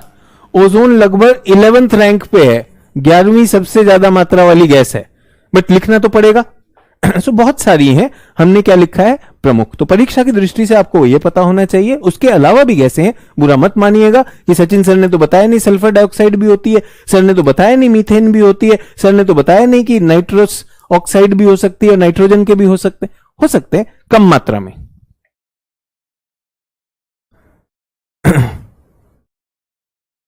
सभी लोग क्लियर? यहां तक क्लियर? संरचना भी समझ में आ गई, किस तरह से बने, आज कहां पर हैं, और मात्रा भी समझ में आ गई। ठीक है, अब आखिरी चीज और फिर क्लास खत्म कर देंगे। गुड ओजोन, बैड ओजोन, खुशबू, अभी इस पर बात नहीं करेंगे। जो पहली चीज है प्राथमिक, पहले उसे समझ लें। जब ओजोन तल पे जाएंगे तो वो भी बता देंगे, आप चिंता ना करें। ठीक है, एक बेचारा शुभम तिवारी है, रोज पूछता रहता है मेरा दोस्त कोई बनोगे, कोई बनोगे। यार महीना हो गया, अब तक तो बन जाना चाहिए था। ऐसा क्या है तुम में? आगे बढ़े। एक महीने से बेचारा कह रहा मेरा दोस्त कोई बनेगा, मेरा दोस्त कोई बनेगा। ये भी नहीं पता लड़का है लड़की, मैं दोस्त बनाना चाह रहा है। कभी मोहल्ले में भी ट्राई करो, व्यक्तिगत रूप से भी तो रखो, छुप के क्या बन रहा। खैर क्लास को नहीं हटाते हैं, ये तो बीच में मुझे एक महीने से बेचारा कह रहा, फिर बोलेगा सर मेरा कमेंट नहीं पढ़ते।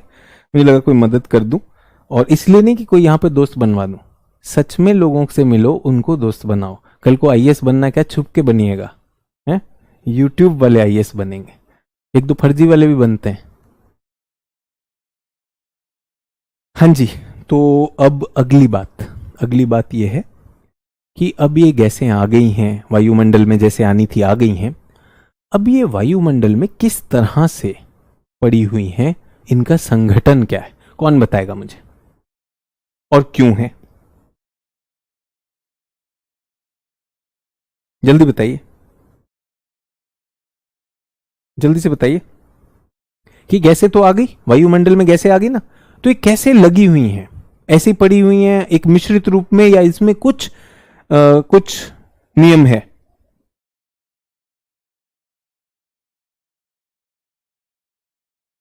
जल्दी से बताइए।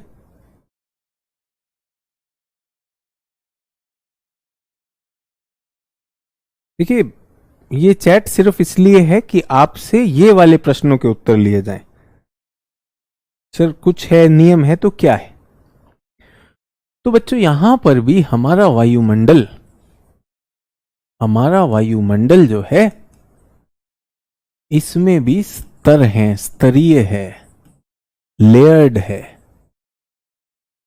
वायुमंडल ऐसा कोई मिक्सचर नहीं है कि सारे गैसें मिक्स हो गई हैं, बट इसमें भी लेयर है। जैसे पृथ्वी के अंदर लेयर थी, पृथ्वी की आंतरिक संरचना में भी सतह थी ना, हमने देखा कोर, मेंटल और क्रस्ट। तो मेरा प्रश्न है क्यों, वाई? जल्दी से बताएंगे, कौन बताएगा मुझे?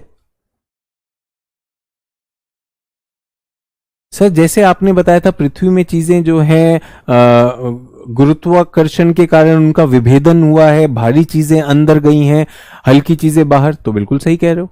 सो गुरुत्व विभेदन, बहुत अच्छी बात, गुरुत्व विभेदन 100%। जिसने भी कहा कि सर अपने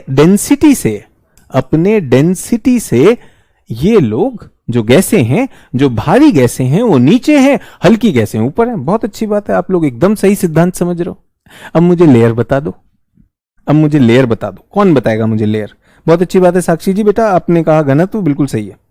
अब लेयर बताइए मुझे, इन क्या लेयरों के नाम है, कुछ संस्तरों के नाम है? अगर आपने एनसीईआरटी पढ़ी है तो देखूं क्या क्या लिख रहे हैं बच्चे। सर हल्की ऊपर है, भारी नीचे, बहुत अच्छी बात है बच्चों। कोई स्तर आपको याद है? कोई स्तर आपको याद है?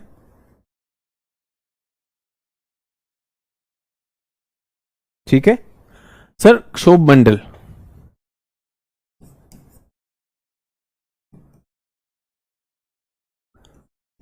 समताप मंडल, सर मध्य मंडल,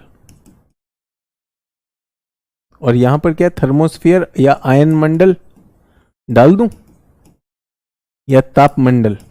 ऐसा ही है बच्चों, जैसे जैसे जाते हैं। ये सुना है आपने?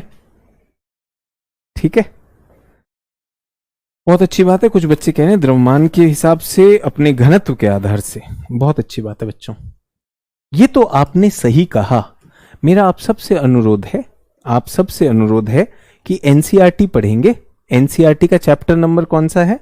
मेरे ख्याल से 7वां चैप्टर है। एनसीईआरटी का 7वां है, बिल्कुल। एनसीईआरटी का अध्याय 7 पढ़ेंगे। कौन सी इकाई का? जो इकाई आपको बताई। वो बताते हैं कि पृथ्वी के वायुमंडल का जो स्तरों में डलना है वो 2 चीजों के आधार पर है। एक घनत्व के आधार पर, गुरुत्व या घनत्व के आधार पर, और दूसरा तापमान के आधार पर। तो बच्चों, जिन भी बच्चों ने घनत्व के लिए ये कहा तो ये तो गलत है बच्चों, ये सही उत्तर नहीं है। घनत्व के लिए क्या है सर, वो बताइए फिर। तो घनत्व के हिसाब से, घनत्व के आधार पर 2 संस्तर हैं। लिखते जाइए, 2 संस्तर, 2 लेयर्स हैं। 2 layers, atmosphere can be divided into 2 layers. घनत्व के हिसाब से जो भारी गैसें हैं वो नीचे हैं, जो भारी गैसें हैं वो नीचे हैं क्योंकि वो भारी हैं। किस ऊंचाई तक? 80 किलोमीटर तक। 80 किलोमीटर के ऊपर गैसें विरल हो जाती हैं। चित्र बना लीजिए तो बहुत चीजें दिख जाएगा। इसको कहा जाता है, इसका नाम लिख रहा हूं, सममंडल, होमोस्फियर। इसको कहा जाता है विषम मंडल अर्थात हीट्रोस्फियर। सभी लोग मेरे साथ पहले लिख लीजिए। जो भी बच्चे स्ट्रेटोस्फियर, ट्रोपोस्फियर लिख रहे हैं बच्चे, वो गलत है। वो गलत है। वो किस पर है? ताप आधारित है। ये ताप आधारित लेयर है। एनसीईआरटी में दोनों का वर्णन है, दोनों का मेंशन है, लेकिन एनसीईआरटी ने ये नहीं दिया है। तो सममंडल, विषम मंडल सभी को समझ में आया? होमोस्फियर और हीट्रोस्फियर। सममंडल वो क्षेत्र है जिसमें गैसें अच्छे से मिलती रहती हैं। इस तरह की संवहन होने के कारण ये मिलता रहता है। गैस उठ रही है तो इसमें क्या हो रहा है? मिश्रण हो रहा है। अच्छा मिश्रण हो जाने के कारण, गुड मिक्सिंग के कारण यहां पर क्या रहता है? Constant proportion. सर हिंदी में लिखिए, स्थिर अनुपात। तो यहां पर गैस कैसे मिलेगी? Nitrogen 78%, oxygen 21%, argon 9%, 0.9। तो निचले क्षेत्र को क्या कहते हैं बच्चों? होमोस्फियर अर्थात सममंडल। यहां गैसें जो हैं मिश्रित होने के कारण एक समानता बनाए रखती हैं। कहीं कहीं पर ऐसा नहीं है कि एक गैस या एक मॉलिक्यूल बढ़ गए, ठीक है। लेकिन विषम मंडल में अपने घनत्व के आधार पर गैसें लग जाती हैं। यहां पर क्या हो जाते हैं? गैस के लेयर बन जाते हैं। 80 किलोमीटर के ऊपर गैस के लेयर हैं। कौन सी वो? कौन सी वो? Oxygen, nitrogen, helium, hydrogen. समझ में आया?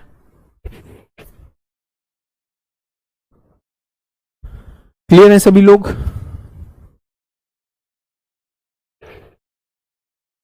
तो जो आपने कहा था कि भार के हिसाब से लग जाएंगी, बिल्कुल सही लग जाएंगी। 80 किलोमीटर के ऊपर विषम मंडल, हीट्रोस्फियर। 80 किलोमीटर के नीचे सममंडल। नौशीन कह रही है सर मैंने लिखा तो बहुत अच्छी बात है। नौशीन, मोहित कह रहे हैं हैप्पी गुरु पूर्णिमा। बेटा बहुत बहुत धन्यवाद आपका, खूब मेहनत आपकी रंग लाए और आप लोग खूब जल्दी अपने लक्ष्य तक पहुंचे। मेरा आशीर्वाद आप सबके साथ है। सर गैस मिश्रित हो जाने के कारण संगठन समान रहता है? जी प्रशांत जी, चीजें जब जितना मिक्स हो जाएंगी तो उनका अनुपात उस पूरे के पूरे 80 किलोमीटर के दायरे में वही रहेगा, ठीक है। चलिए, तो हमने ये देख लिया वायुमंडल की संरचना है, ड्राई गैस भी देख लिया, वेरिएबल भी देख लिया। अब मैं आपको बताना चाहता हूं कि ये जो मैंने आपके लिए बताया संगठन क्या है बच्चों। नीचे वाले में हम देखते हैं यहां तक आ गया 0 से 80। जीरो से ये वाला बनाना नहीं है, मुश्किल चित्र है, इसलिए आपके लिए आसान मैंने बनवाया। 0 से 80 तक क्या होता है, ये गैसें आपस में मिक्स कर रही हैं, ठीक है। उसके बाद क्या, गैसें आसानी से मिक्स नहीं कर पाती हैं, मिक्स नहीं कर पाती हैं तो वो बन जाता है हीट्रोस्फीयर। तकनीकी डायग्राम है, किसी ने कहा सविंदर सिंह में दिया है, ये लोग सविंदर सिंह से पढ़ पढ़ के तब से यूपीएससी की तैयारी कर रहे हैं, कोई भी सामान्य किताब में दिया हो, ठीक है। चलिए इसको एक कदम और लेकर जा रहा हूं यहां पर। इसमें बहुत ज्यादा कुछ पढ़ाने के लिए नहीं, सिर्फ आपको सूचना देनी थी। सर मैप का करंट अफेयर्स बेटा समय नहीं मिलता है, इसलिए करंट अफेयर्स अभी नहीं कर रहे हैं, उसके लिए अलग क्लास रख देंगे, चिंता मत करिए, मैप की करंट भी करेंगे। यहां तक क्लियर सभी छात्र? अब आते हैं इस पर कि सर ये क्या है, ये फिर कैसे बना, ठीक है। तो अब मैं आप लोगों को बताना चाहता हूं, सभी लोग ध्यान दीजिएगा। पृथ्वी पर ऐसे स्तर भी हैं, वायुमंडल के ये स्तर भी हैं, इनको क्या कहा गया, शोभ मंडल, समताप मंडल, मध्य मंडल, और थर्मोस्फीयर में आयन भी आता है तो आयन मंडल में लिख रहा हूं, वरना थर्मोस्फीयर भी कह सकते हैं, ताप मंडल भी आप कह सकते हैं, ठीक है। इसको अंग्रेजी में लिखते हैं ट्रोपोस्फियर, ट्रोपोस्फियर, इसको स्ट्रेटोस्फियर, इसको मीसोस्फियर, इसको थर्मोस्फियर, और थर्मोस्फियर में पाया जाता है आइनोस्फियर। अब ये घनत्व के आधार पर नहीं है। सर समुद्र से ऑक्सीजन कैसे आया? अंजलि यादव जी, मैंने इशारा भी किया और अभिषेक सर ने भी बताया होगा कि जो कुछ ऐसे जीव आए, ब्लू ग्रीन एल्गी, साइनोबैक्टीरिया, जो ऐसे जीव थे जिन्होंने अपनी प्रक्रियाओं से ऑक्सीजन रिलीज करना शुरू किया। जैसे आप और मैं आज सांस लेते हैं, हम ऑक्सीजन खींचते हैं और कार्बन डाइऑक्साइड रिलीज करते हैं कि नहीं करते हैं? तो कुछ ऐसे पादप आए, उससे पहले ऐसे पादप नहीं थे, उससे पहले ऐसे सूक्ष्म जीव नहीं थे जो ऑक्सीजन रिलीज करते हो।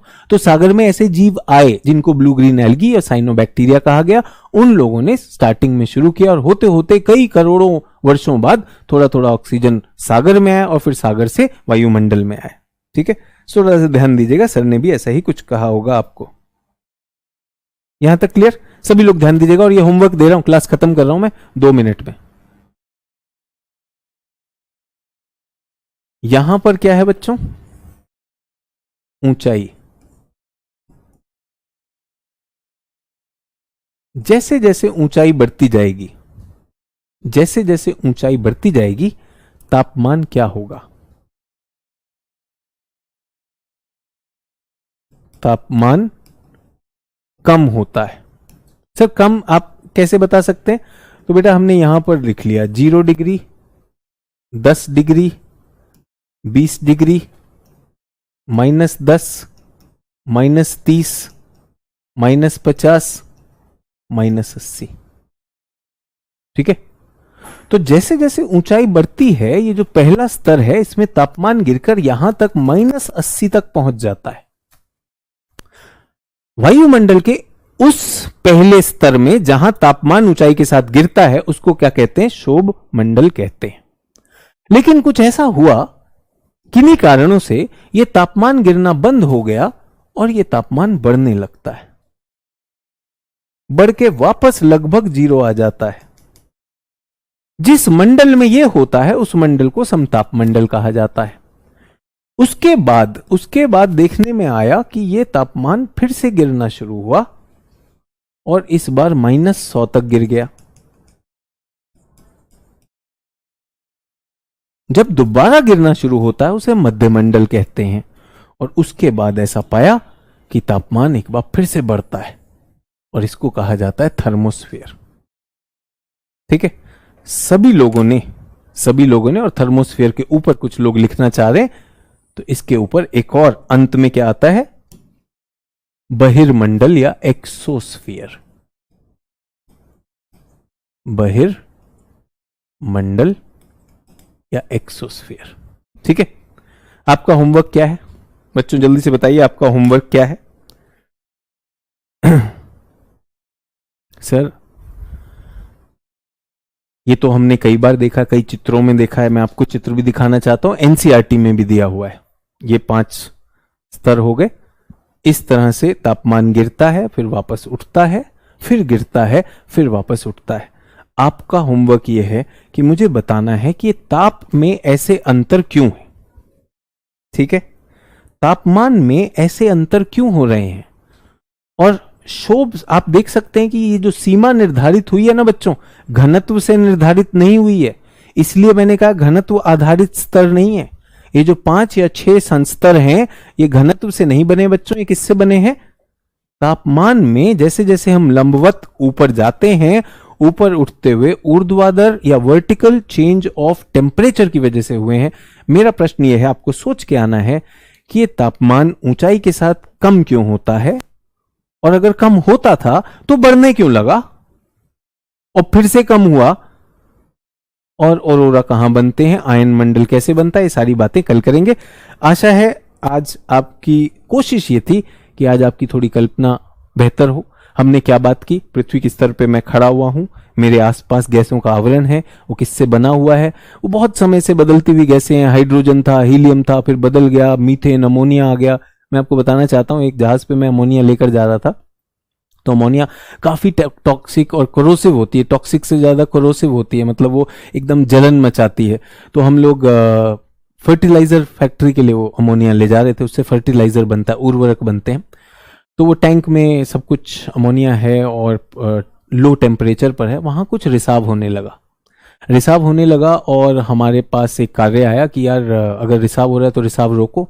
बट ये एकदम इंडस्ट्रियल गैस है, तो उसके लिए मैंने सारे मास्क वगैरह पूरे लगाए और मैं उस क्षेत्र में पहुंचा, और 3 लोग थे, हम लोग काम कर रहे थे, और कुछ ऐसा हुआ कि ध्यान नहीं रहा, वो रबड़ के सारे उसमें क्लिप्स होते हैं, मुझे शायद कुछ मैंने उंगली ऐसे हिलाई होगी, तो उस वजह से थोड़ा सा उसमें मास्क ढीला हो गया। मास्क ढीला होते उसमें थोड़ी सी अमोनिया गई होगी मेरी आंखों में, सारी आंखें जलने लगी, खूब पानी बहने लगा, और ये और वो। हमने एकदम कहा कि ये काम हम यहीं पे छोड़ दें, वापस आए, उसका इलाज किया, सब कुछ किया।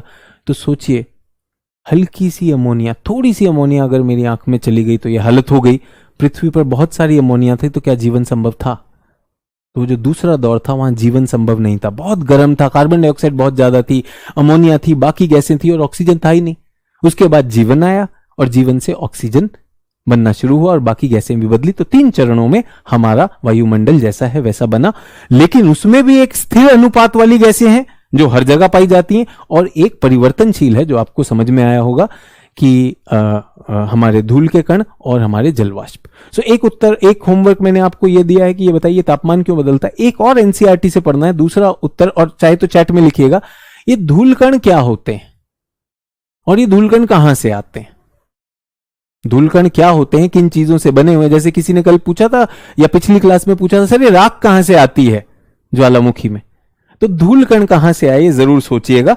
तो मैं चाहता हूं ये 2 काम करिएगा। उसके बाद फिर अब हम क्या कर रहे हैं, इसके संगठन की बात कर रहे हैं। इसमें हमने कहा ये स्तरों में लगा हुआ है, और स्तर जो हमें घनत्व के आधार पर मिले, सममंडल और उसके ऊपर विषम मंडल 80 किलोमीटर की ऊंचाई पर, और उसके बाद ताप जनित ये हैं, तो इस पर बात होगी। और कल मैं आपको ताप से जुड़ी हुई चीजें, पृथ्वी का सौर से जो सौर विकिरण आता है, कितने गर्म हो रही है, कैसे हो रही है। और इस बार हमारे पास 2022 में एक प्रश्न भी आया कि विषुवत रेखा और ध्रुवों के बीच में जो ताप है वो कितने प्रतिशतता होता है। तो वो सारी बातें मैं करने वाला हूं।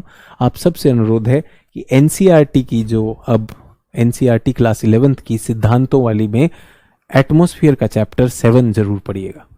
और जो लोग 7 पढ़ चुके हैं, आपसे अनुरोध है उसके पीछे के प्रश्न करिएगा, और 8 भी ट्राई करिए, क्योंकि 8 में तापमान आएगा। ठीक है, आशा है आपको बहुत मुश्किल नहीं लग रहा होगा। मेरे बहुत बहुत अनुरोध है आप लोगों से, थोड़ी कल्पनाशीलता रखिए।